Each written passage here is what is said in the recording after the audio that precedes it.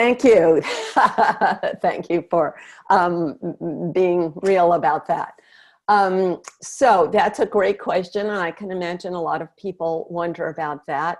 And just to mention, you were a little bit alluding to this also concept of genetic levels of happiness, which we discussed last week. I just want to mention, and I did not record last week, but I did quickly mention that the idea of a genetic set point for happiness, which is discussed in positive psychology, and the percentage that they use, it's around 50%, I can't remember, 40 or 60, I can't remember which, I said that in my opinion, that the genetic perspective is overrated today because there's a lot of money and career prospects if you study genetic aspects of anything, whereas if you study learned aspects of anything, it's an out-of-fashion theory and it's impossible to research because you can't experiment on a baby. So I think that whole perspective is getting grossly overlooked. Now, having said that, you raise the issue that, well, some people start out with a happy start, an unhappy start. And I may have said that many people who got an unhappy start end up being happier because they have built more self-reliance tools. And people who have been very, current word is nurtured, very taken care of, never learn to rely on their own skills and feel confident in their own skills. So then when they go out and face the world, they feel overwhelmed by it. So it's not necessarily about how good of a start you had. Now, the way I view this in terms of happy as Bill Gates, and I was just writing about this morning, we all have the same number of hours in the day. And Bill Gates has the same number of hours as me. And he is always deciding how to use his next minute. So most of our happiness comes from our decisions about how are we going to use our next minute. Now, he is sort of obsessively focused on time management. Now, one thing I have to say about how you use your next, I was just reading this biography of Martha Stewart. So she hardly sleeps at all. So then you could say, well, does she get more happiness because she has more minutes? But my opinion is that you are manufacturing the happy chemicals while you're sleeping. And when you don't get enough sleep, you don't make the chemicals. And there are people, and she is definitely one of them, she's ultra competitive and only wants to beat other people. And so people who only focus on one kind of happiness and don't have other kinds of happiness. Now, I would have thought then they just stress themselves and they die young, but sometimes they don't even die young. Can't remember who, I was just reading about somebody who was like very ultra competitive, but they lived to a ripe old age. I was surprised. So bottom line, Bill Gates gets a lot of attention. So separate the money from the attention. Now, in addition to the attention, you may think he gets a lot of respect, but separate from the respect, he may have a sense of efficacy that you see him, he's getting things done. And I think deep down inside, maybe that's what people want, is that feeling of, I'm getting things done. And that's what I think that everyone can have. And to say, how can I get things done? And you're not necessarily going to get that world attention the way he gets. But remember about his childhood, okay? So he was criticized constantly. So anybody who gets to a position of importance, first, he was like the geek in school that gets laughed at because you're not social, you're not athletic. So during his formative years, he was not quote unquote popular.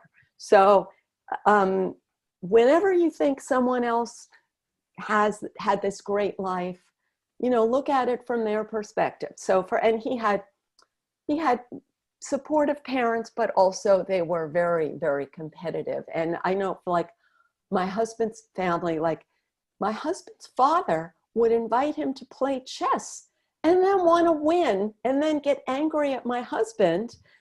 If like, yeah, it's crazy. Like, get angry at my husband if he won. And so that's what Bill Gates's family was like. In addition to, like, you know, not having any contact with, I shouldn't say any, because not having much contact with women during his formative years, which, you know, many people feel like, oh, I missed out on that fun thing. You know, we have the illusion that other people had it, but very few people in their teen years are socially confident and enjoying this life that you think. It's not, it's an illusion. But then once he became successful, he was criticized constantly. And the more successful he got, the more criticized he got. And a simple way of thinking about it is, first the company was, you know, not making money, you know, then stock shot up, it was huge, but the slightest criticism and the stock would dive, and then it would go back up, and then it would dive. So imagine the pressure that you live with in that situation. And many of us don't want that. So let's say you say to yourself, I want that. I'm willing to put up with that and get something done. So that's it. So go out, try to do something. And as you try to do something, you risk getting criticized and attacked. And that's part of it. And maybe you'll get attention on the other side. But now that he's getting respect, oh, there's one more thing that he's not getting, that of, like, you may be happier than Bill Gates. This is in my new book, Status Games. So every minute I can choose to do the popular thing or what I actually feel like doing. So right now, Bill Gates is doing the popular thing.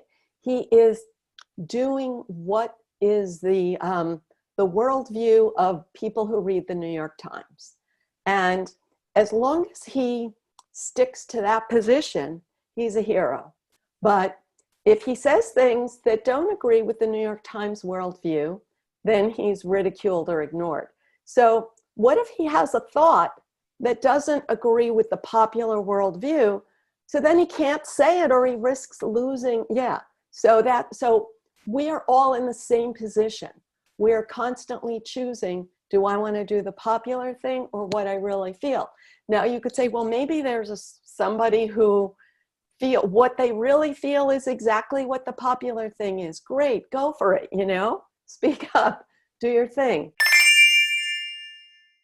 Oh, yeah, I call it keeping score. So you're keeping score, and other people are getting more points because you are giving them more points in your mind.